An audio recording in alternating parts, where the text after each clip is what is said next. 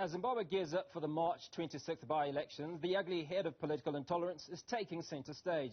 Police in the southern African country state have charged 5 men for the murder of a Citizens Coalition for Change supporter at a rally last weekend. Mboneni Ncube was allegedly stabbed twice with a sharp object and succumbed to his injuries. Joining me now is Dr. Alex Magaisa. Magaisa is a UK-based Zimbabwean academic and lecturer at the Kent Law School of University of Kent. He also served as the advisor of the then Prime Minister of Zimbabwe, Morgan Tsvangirai, from 2012 to 2013. Dr. Magaisa, very good evening. Thank you so much for speaking to us. Now, in your learned observation, has the political landscape changed for opposition parties over the last few years? Thanks very much for having me. Certainly the political landscape has changed from the time that I was working with Morgan Tsvangirai in 2012, 2013. During that time there was an inclusive government, so the relationship between the parties, it was characterized by tension, but it was cordial. There was less violence, the kind of violence that we see now. As you know, there were no by-elections between 2008 and 2013, and that reduced the political tension in the country. We also know that there was more economic stability in the country. People were more hopeful during that time, and compared to now, when the situation has really deteriorated and a lot of people are living in poverty, many young people do not have hope in the country. And of course, what we are seeing more recently, the violence, the killing, and beating up people, this is something that is reminiscent of what we used to see in 2008, 2007. And it looks like we are going back to those dark days. I mean, I should also say that during the inclusive government, we had more support from the SADC region. The SADC region was very much involved in what was happening in Zimbabwe, keeping a watchful eye on the country. And all the political players knew that they were being watched by their peers, something that is lacking at this particular point in time. Now, we've seen what you might call a polarization of the opposition, and in some instances, allegations of infiltration into the opposition. Does this play into the hands of ZANU-PF? Well, of course it does.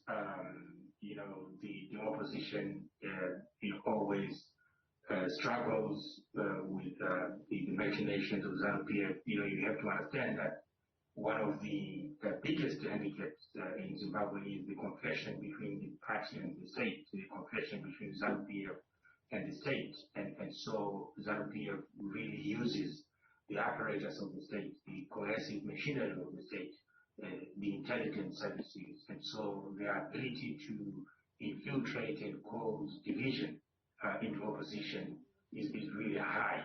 But it also, the opposition itself sometimes commits errors by doing things that they shouldn't do. For example, admitting people who have a history of causing problems. When you're a political party, you have to be savvy.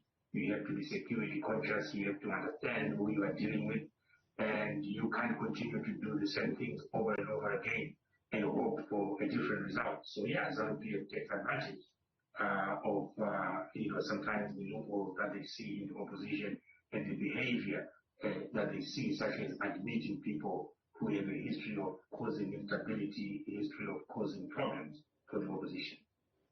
Now, Dr. Alex, you can't really talk about the elections in Zimbabwe without talking about the Zimbabwe Electoral Commission. Now, there have been allegations that outside of the adjudication role that they should play, there are a number of other roles that they play which potentially can sway an election. What are your comments to this?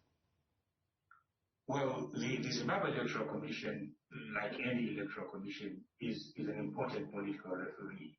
Their job is to ensure that there is fair play.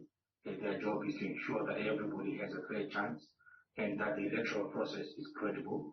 Unfortunately, the Zimbabwe Electoral Commission has not covered itself in glory over the last few elections. In fact, one of the biggest problems as far as Zimbabwe is concerned is the lack of confidence that players have in the electoral referee. The Zimbabwe Electoral Commission is supposed to ensure not only that the polling day goes well, but the whole process of voter registration, ensuring that the voters register is clean, is credible, is something that produces a legitimate outcome.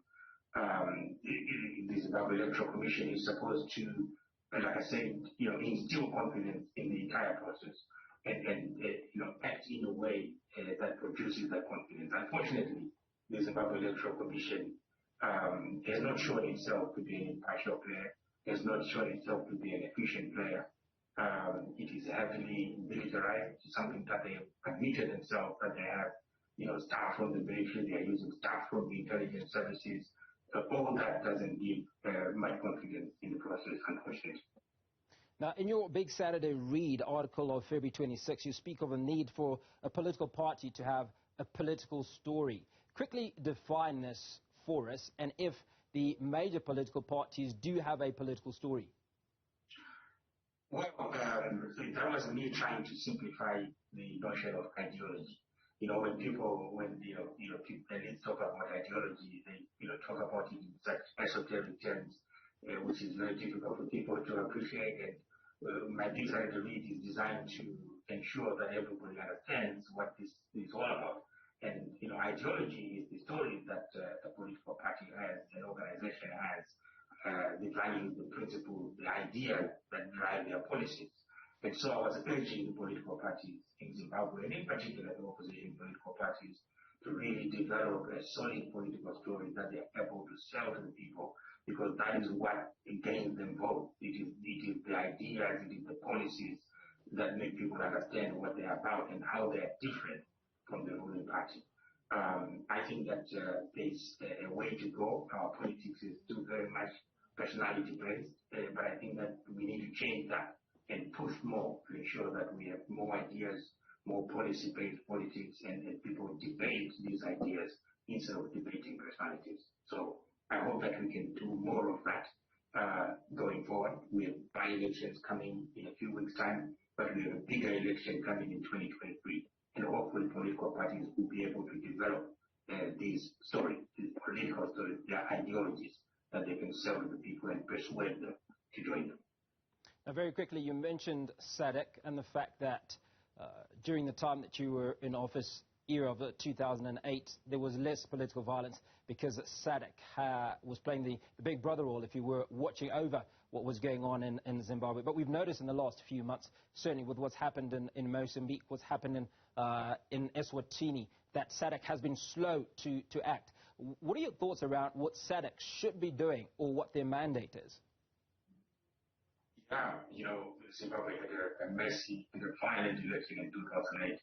And afterwards, with the inclusive government, SADC really played an important role in overseeing the politics in Zimbabwe at the time. And having that watchdog was really important in keeping everybody on course and keeping everybody on the right lane, which was very important. And we need SADC to be doing more of that in the different countries and especially in the hotspot.